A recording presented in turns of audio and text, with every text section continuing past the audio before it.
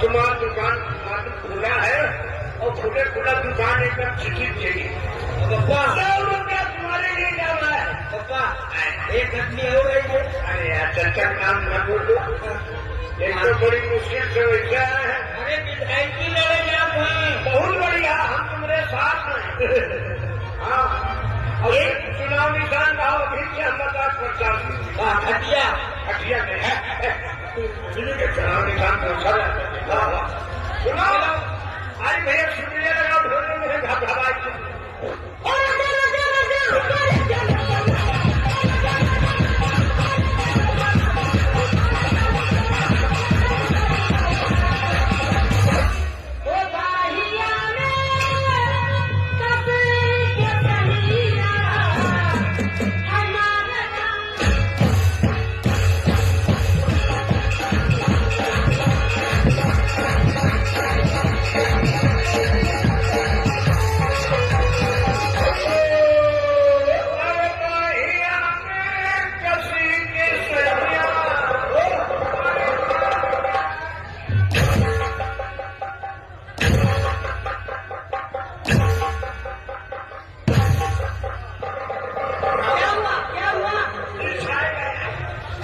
पर आए ना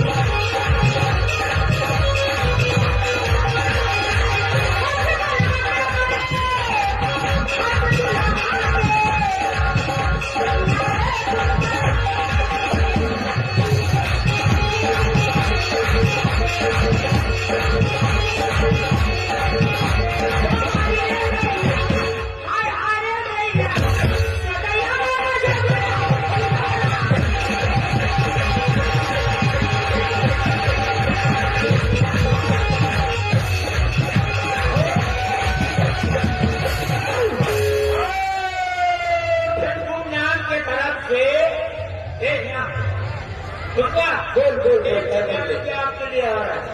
शुक्रिया धन्यवाद, शुक्रिया लगाओ।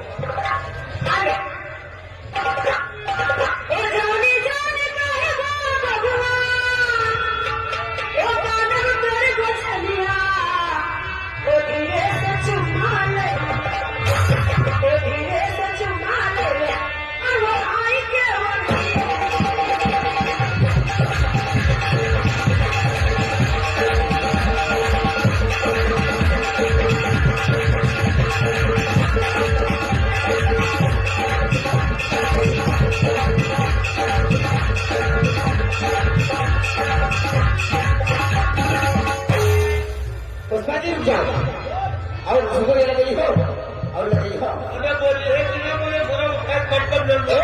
1000 रुपया ले तू ले हम हूँ नाम ना बताइए बप्पा ने माता जी तुम अपने अंदाज में उनको 1000 पैसा भेजे हैं।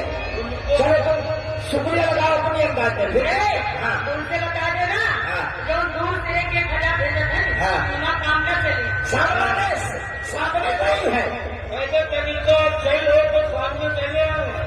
बैलेंस सामने नहीं है वही तो हेलो अरे रुपया दे भैया हमें केवल लगा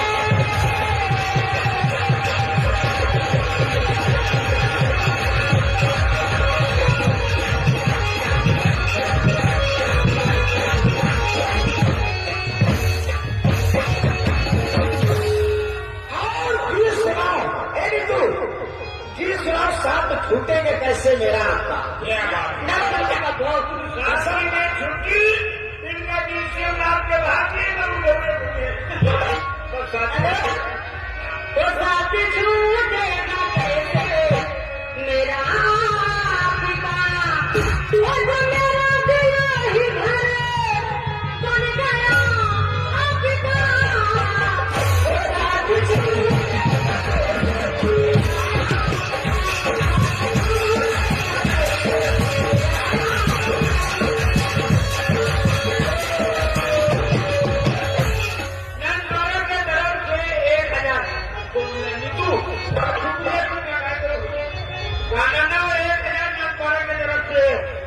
शुक्रिया लगाओ।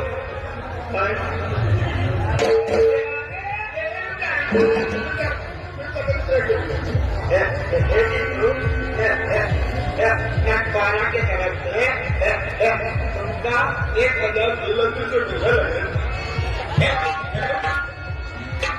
हेलो